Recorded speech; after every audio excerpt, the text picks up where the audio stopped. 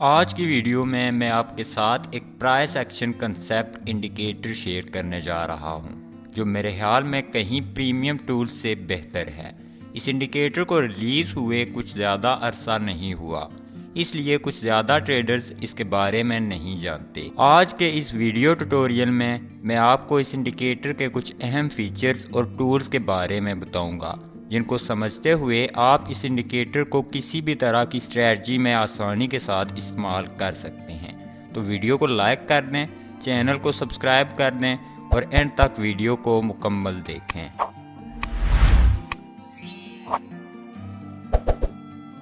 इस इंडिकेटर को आप हाईली वोलेटाइल मार्केट यानी क्रिप्टो करेंसी ट्रेडिंग में भी इस्तेमाल कर सकते हैं।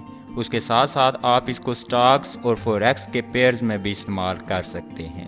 टाइम फ्रेम की बात की जाए तो आप इसको डेली 4 आवर और 1 आवर के टाइम फ्रेम में भी इस्तेमाल कर सकते हैं। तो इस इंडिकेटर को चार्ट पर ऐड करने के लिए आपने ट्रेडिंग व्यू की इंडिकेटर्स टैब में आ जाना है और सर्च बार में प्राइस एक्शन कॉन्सेप्ट्स टाइप कर देना है।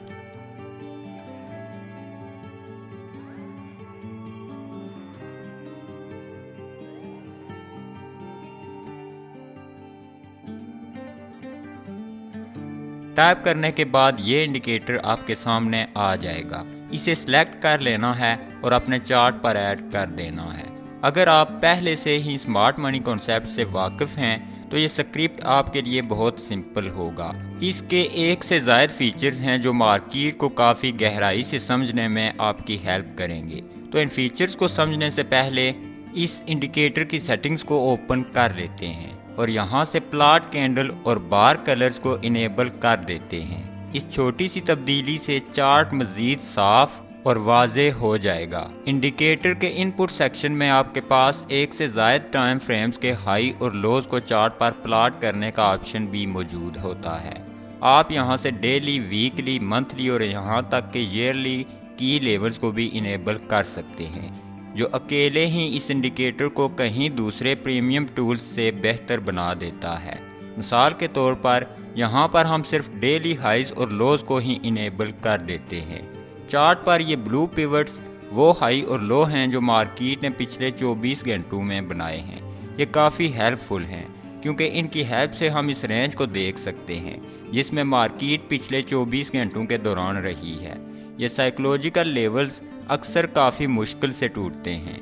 एक और बहुत ही अहम फीचर इस इंडिकेटर में वॉल्यूम मैट्रिक ऑर्डर ब्लॉक्स हैं।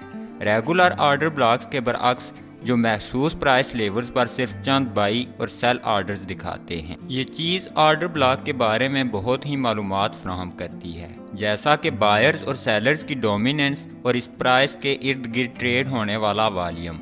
इसको जानते हुए आप पेशेंगोई कर सकते हैं कि फ्यूचर में प्राइस इन ऑर्डर ब्लॉक्स के साथ किस तरह रिएक्ट कर सकती है। मिसाल के तौर पर इस चार्ट की तरफ देखें। यहाँ पर हमारे पास एक बुलिश ऑर्डर ब्लॉक बना है, जहाँ पर हमें मालूम था कि अगर प्राइस आ जाती है तो बायर्स काफ़ी एग्रेसिव रिएक्शन दे सकते हैं। तो इस तरह यहाँ पर प्राइस ने अपनी डेली लो बनाई, फिर मार्केट यहाँ पर दोबारा वापस आई ताकि रिमाइनिंग बाय ऑर्डर्स को उठाया जा सके।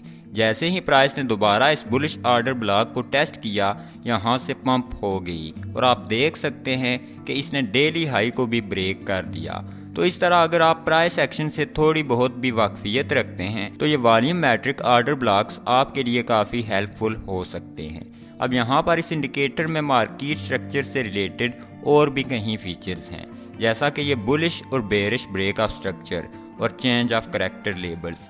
तो समझ लेते हैं कि ये कैसे काम करते हैं। अगर एक डाउन ट्रेंड के बाद प्रीवियस हाई पहली मर्तबा ब्रेक हो जाती है तो इंडिकेटर इसे एक बुलिश चेंज ऑफ करैक्टर के तौर पर मार्क कर देता है। जब ऐसा होता है तो कैंडल्स अपना कलर रेड से डार्क ग्रीन में तब्दील कर लेती हैं। दूसरे लफ्जों में ये एक बेहतरीन बाई सिग्नल होता है। अगर चेंज ऑफ करैक्टर के बाद हाई दोबारा ब्रेक हो जाती है तो इंडिकेटर इसे ब्रेक ऑफ स्ट्रक्चर के तौर पर मार्क कर देता है। उसके बाद कैंडल्स लाइट ग्रीन हो जाती हैं। इस तरह का बाय सिग्नल काफ़ी सेफ बाय सिग्नल होता है क्योंकि ये एक ट्रेंड कंटिन्यूएशन सिग्नल भी होता है। तो स्ट्रेटजी काफ़ी आसान है और प्राइस एक्शन ट्रेडर्स इस स्ट्रेटजी के तहत ही अक्सर मार्केट में एंट्रीज बनाते हैं। तो इस स्ट्रेटजी के तहत एक लॉन्ग पोजीशन में हमने कुछ इस तरह इंटर होना है।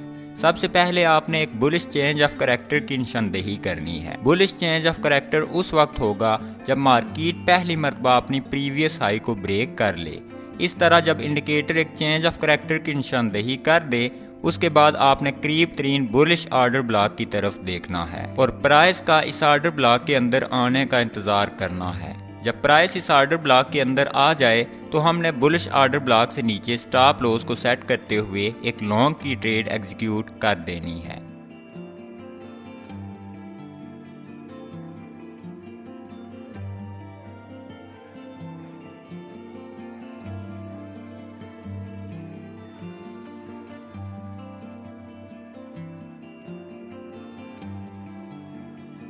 टेक प्रॉफिट टारगेट हमने कम से कम भी रिस्क की गई अमाउंट के 2 गुना रख देना है। बिल्कुल इसी तरह हमने एक शॉर्ट ट्रेड भी एग्जीक्यूट करनी है। सबसे पहले प्राइस को बुलिश ट्रेंड के बाद चेंज ऑफ करैक्टर की निशानदेही करनी चाहिए। ये उस वक्त होगी जब प्राइस अपनी प्रीवियस लो को ब्रेक कर देगी। उसके बाद हमने करीब तरीन बेरिश ऑर्डर ब्लॉक की तरफ देखना है। जब प्राइस इस बेरिश ऑर्डर ब्लॉक के अंदर आ जाए तो हमने इससे ऊपर स्टॉप लॉस को सेट करते हुए एक शॉर्ट की पोजीशन को एग्जीक्यूट कर देना है।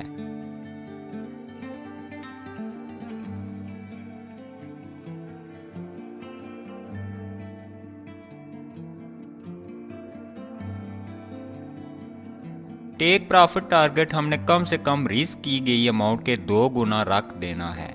ये उन कहीं स्ट्रेटजीज में से एक स्ट्रेटजी है जो आप इस प्राइस एक्शन इंडिकेटर के तहत इस्तेमाल कर सकते हैं। आने वाले टाइम में इस इंडिकेटर के साथ दीगर स्ट्रेटजीज भी शेयर की जाएंगी, इसलिए अगर आपने अभी तक चैनल को सब्सक्राइब नहीं किया तो कर दें और वीडियो को लाइक कर दें। नेक्स्ट टाइम तक खुदा हाफिज।